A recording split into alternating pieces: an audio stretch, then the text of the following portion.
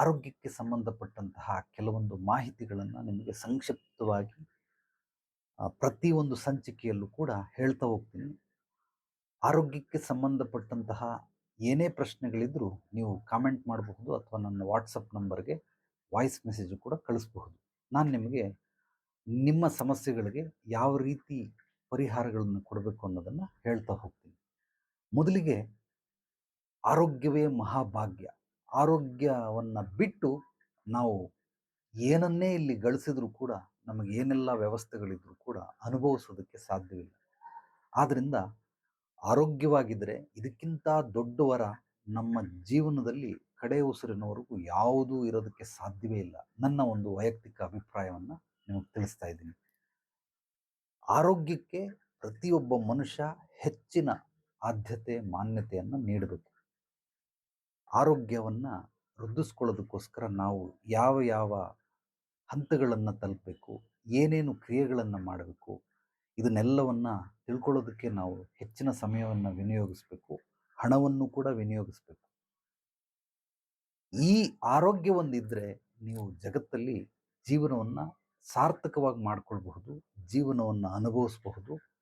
ಸುಖ, ಸಂತೋಷ, ನೆಮ್ಮದಿ, ತೃಪ್ತಿ ಇದೆಲ್ಲವನ್ನು ಕಂಡುಕೊಳ್ಳೋದಕ್ಕೆ ಈ ಆರೋಗ್ಯ ಫೌಂಡೇಶನ್, ಅಡಿಪಾಯ, ತಳಪಾಯ ಆಗುತ್ತೆ. ಆದ್ದರಿಂದ ಆರೋಗ್ಯದ ಕಡೆ ಹೆಚ್ಚಾಗಿ ಗಮನವನ್ನು ಕೊಡಿ. ಈಗ ಆರೋಗ್ಯಕ್ಕೆ ಕೆಲವೊಂದು ಸೂತ್ರಗಳನ್ನು ಹೇಳ್ಕೊಡ್ತಾ ಹೋಗ್ತೀನಿ. ಮೊದಲನೇದಾಗಿ ಆರೋಗ್ಯ ಅಭಿವೃದ್ಧಿಗೆ ಆಹಾರ ಪದ್ಧತಿಯನ್ನು ನೀವು ಬದಲಾವಣೆ ಮಾಡಬೇಕು. ಈಗ ನಾನು ನಿಮಗೆ ಸಾರಾಂಶವನ್ನು ಮಾತ್ರ ತಿಳಿಸ್ತೀನಿ. ಸಂಕ್ಷಿಪ್ತವಾಗಿ ಮುಂದಿನ ಸಂಚಿಕೆಯಲ್ಲಿ ನೀವು ಅದನ್ನು ನೋಡ್ತಾ ಹೋಗಬಹುದು. ಆರೋಗ್ಯಕ್ಕೆ ನೀವು ಆಹಾರ ಪದ್ಧತಿಯಲ್ಲಿ ಏನೇನನ್ನು ಬದಲಾವಣೆ ಮಾಡಿಕೊಳ್ಬೇಕು ಅಂತಂದರೆ ಸಾರಾಂಶ ತಿಳಿಸ್ತೀನಿ. ಮೊದಲನೇದು ಹಸಿ ತರಕಾರಿ, ಹಣ್ಣುಗಳು, ಸೊಪ್ಪುಗಳು, ಮೊಳಕೆ ಕಟ್ಟಿರೋದು ಕಾಳುಗಳು ಅಂತ ಇಂಥದನ್ನು ನೀವು ತಿನ್ನಬಹುದು. ಡ್ರೈ ಫ್ರೂಟ್ಸ್ಗಳು ಕೂಡ ಅದರಲ್ಲಿ ನೀವು ಮಿಕ್ಸ್ ಮಾಡಿಕೊಳ್ಬಹುದು.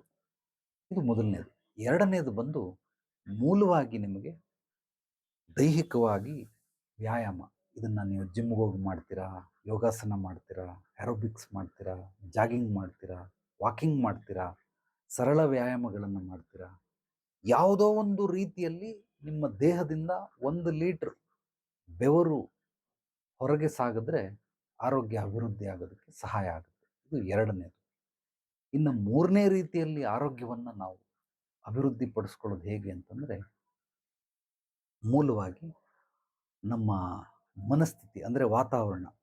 ನಾವು ದಿನನಿತ್ಯ ಯಾರೋ ಒಬ್ಬರು ಸಂಪರ್ಕದಲ್ಲಿ, ಜನಸಂಪರ್ಕದಲ್ಲಿ ಇದ್ದೇ ಇರ್ತೀರ. ಅದು ಕುಟುಂಬ ಇರಬಹುದು, ಸ್ನೇಹಿತರಿರಬಹುದು, ಸಹೋದ್ಯೋಗಿಗಳಿರಬಹುದು, ಅಥವಾ ನಾವು ವ್ಯಾಪಾರ ವ್ಯವಹಾರದಲ್ಲಿ ಇರಬಹುದು.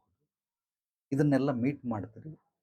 ಆ ಒಂದು ಮನಸ್ಥಿತಿ, ಕಮ್ಯುನಿಕೇಷನ್ ಸ್ಕಿಲ್, ಈ ರೀತಿಯಾಗೂ ಕೂಡ ನಾವು ಆರೋಗ್ಯಕರವಾದಂಥ ಒಂದು ಸನ್ನಿವೇಶವನ್ನು ಅಥವಾ ಪರಿಸ್ಥಿತಿಯನ್ನು ನಿರ್ಮಾಣ ಮಾಡಿಕೊಂಡ್ರೆ ಅದರಿಂದ ಕೂಡ ಆರೋಗ್ಯ ಸಿಗುತ್ತೆ. ಕೆಲವರು ಹೆವಿ ಟೆನ್ಷನ್, ಹಿಂಗೆ ತಲೆಗೆ ಹೊಡ್ಕೊಳ್ತಾ ಇರ್ತಾರೆ, ಕೆಟ್ಟ ಕೆಟ್ಟ ಅವಾಚ್ಯ ಶಬ್ದಗಳನ್ನು ಉಪಯೋಗಿಸ್ತಾ ಇರ್ತಾರೆ. ಮತ್ತು ಕೆಲವರು ಹೆವಿ ಟೆನ್ಷನ್ ಮಾಡಿಕೊಂಡು ಬೈದಾಡ್ಕೊಂಡು ಕೆಲಸ ಮಾಡಿಸ್ತಾ ಇರ್ತಾರೆ. ಇದೆಲ್ಲ ನಿಮಗೆ ತಾತ್ಕಾಲಿಕವಾಗಿ ಲಾಭವನ್ನು ಕೊಟ್ಟರು ಕೂಡ ಶಾಶ್ವತವಾಗಿ ನಿಧಾನವಾಗಿ ನೀವು ಅವನತಿ ಕಡೆ ಸಾಗ್ತಾ ಇರ್ತೀರ, ಮೂಲವಾಗಿ ಅನಾರೋಗ್ಯದ ಕಡೆ ಸಾಗ್ತಾ ಇರ್ತೀರ. ಆದ್ದರಿಂದ ದಯಮಾಡಿ ಆ ರೀತಿಯೆಲ್ಲ ಮಾಡಬೇಡಿ. ಕೇವಲ ದೈಹಿಕ ಆರೋಗ್ಯ ಮಾತ್ರ ಅಲ್ಲ, ಮಾನಸಿಕ ಆರೋಗ್ಯ, ಆತ್ಮಿಕ ಆರೋಗ್ಯ ಕೂಡ ಬಹಳ ಬಹಳ ಮುಖ್ಯ. ಈ ದೈಹಿಕವಾದ ಆಹಾರ ಪದ್ಧತಿಯಿಂದ ಮತ್ತು ವ್ಯಾಯಾಮ ಮಾಡಿ ನಾವು ಗಳಿಸಿದಂಥ ಆರೋಗ್ಯದ ಜೊತೆಗೆ ಮಾನಸಿಕ ಆರೋಗ್ಯವಾಗಿ ಸರಿಯಾಗಿರಬೇಕು ಅಂದರೆ ನಾವು ಮನಸ್ಥಿತಿಗಳನ್ನು ಅತ್ಯದ್ಭುತವಾಗಿ ಇಟ್ಕೊಳ್ಬೇಕು. ಆಗ ಪರಿಸ್ಥಿತಿಗಳು ತಂತಾನೇ ಸರಿಯಾಗ್ತಾ ಹೋಗ್ತಾ ಇರುತ್ತೆ. ಇದಕ್ಕೆಲ್ಲವನ್ನು ನಿಮಗೆ ಸಂಕ್ಷಿಪ್ತವಾಗಿ ಮುಂದಿನ ಸಂಚಿಕೆಯಲ್ಲಿ ಬಿಡಿಸಿ ಬಿಡಿಸಿ ಹೇಳ್ತಾ ಇರ್ತೀನಿ. ಕೇವಲ ಸಾರಾಂಶವನ್ನು ಮಾತ್ರ ತಿಳಿಸ್ತಾ ಇದ್ದೀನಿ. ಈಗ ಆರೋಗ್ಯದಲ್ಲಿ 3 ಭಾಗ: ಒಂದು ದೈಹಿಕ ಆರೋಗ್ಯ, ಮಾನಸಿಕ ಆರೋಗ್ಯ, ಆತ್ಮಿಕ ಆರೋಗ್ಯ. ಇದರ ಜೊತೆಗೆ ಇನ್ನೂ 4 ಆರೋಗ್ಯದ ಪದ್ಧತಿಗಳಿದ್ದಾವೆ. ಇದನ್ನು ನಾನು ನಿಮಗೆ ಆತ್ಮ ಸಮೃದ್ಧಿ ಯೋಗದಲ್ಲಿ ಹಂತ ಹಂತವಾಗಿ ಈ 7 ರೀತಿಯ ಸಪ್ತ ಸ್ವರಗಳಿರೋ ರೀತಿ, ಸಪ್ತ ವರ್ಣಗಳಿರೋ ರೀತಿ, ಸಪ್ತ ಚಕ್ರಗಳಿರೋ ರೀತಿ ಎಲ್ಲವೂ ಕೂಡ ನಿಮಗೆ ಬಹಳ ಬಹಳ ಅನುಕೂಲ ಆಗುತ್ತೆ. ಅದನ್ನು ನೀವು ಆತ್ಮ ಸಮೃದ್ಧಿ ಯೋಗದಲ್ಲಿ ಕಲ್ತ್ಕೊಳ್ಬಹುದು, ತಿಳ್ಕೊಳ್ಬಹುದು.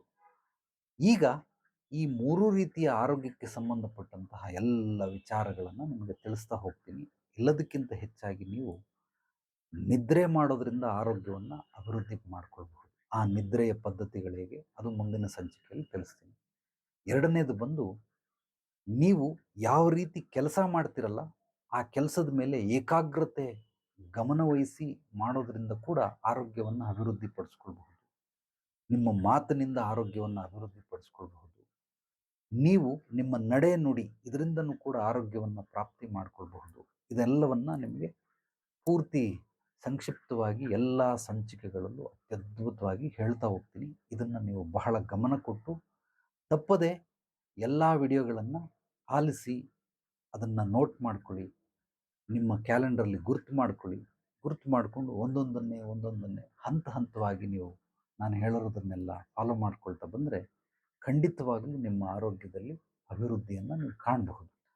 ಇನ್ನೂ ಹೆಚ್ಚಾಗಿ ನನಗೆ ಆರೋಗ್ಯ ಭಾಗ್ಯ ಬೇಕು, ಏನೋ ಅನಾರೋಗ್ಯಗಳಿದೆ ಅಂತಂದರೆ ನೇರವಾಗಿ ಬಂದು ಭೇಟಿ ಮಾಡಿ ನಿಮ್ಮ ಪೂರ್ವಾಪರಗಳನ್ನೆಲ್ಲ ಸಂಕ್ಷಿಪ್ತವಾಗಿ ಕೂಲಂಕುಷವಾಗಿ ಪರಿಶೀಲನೆ ಮಾಡಿ ನಿಮ್ಮ ಸಮಸ್ಯೆಗೆ ಮೂಲ ಹುಡುಕಿ ಅದಕ್ಕೆ ಪರಿಹಾರಗಳನ್ನು ಕೂಡ ನೀವು ಪಡ್ಕೊಳ್ಬಹುದು. ಕೇವಲ ಆರೋಗ್ಯಕ್ಕೆ ಅಂತಲ್ಲ, ಯಾವುದೇ ರೀತಿ ಸಮಸ್ಯೆಗಳಿದ್ದರೂ ಕೂಡ ನೇರವಾಗಿ ಬಂದು ಭೇಟಿ ಮಾಡಿ. ಡೆಫಿನೆಟ್ಲಿ ನಿಮ್ಮ ಸಮಸ್ಯೆಗಳಿಗೆ ಪರಿಹಾರಗಳು ಶುಭೋದಿನಿ ಆಧ್ಯಾತ್ಮಿಕ ಪರಿಹಾರ ಕೇಂದ್ರದಲ್ಲಿ ಸಿಗ್ತವೆ. ಎಲ್ರಿಗೂ ಒಳ್ಳೆಯದಾಗಲಿ. ನಾಳೆ ಮತ್ತೆ ಭೇಟಿಯಾಗೋಣ ಮತ್ತಷ್ಟು ಸತ್ತುಭರಿತ ವಿಚಾರಗಳೊಂದಿಗೆ. ಎಲ್ಲರೊಳಗಡಗಿರುವ ಭಗವಂತನಿಗೆ ನನ್ನ ಭಕ್ತಿಪೂರ್ವ ಪ್ರಣಾಮಗಳು. ಸರ್ವೇ ಜನೋ ಸುಖಿನೋ ಭವಂತು. ಶುಭರಾತ್ರಿ.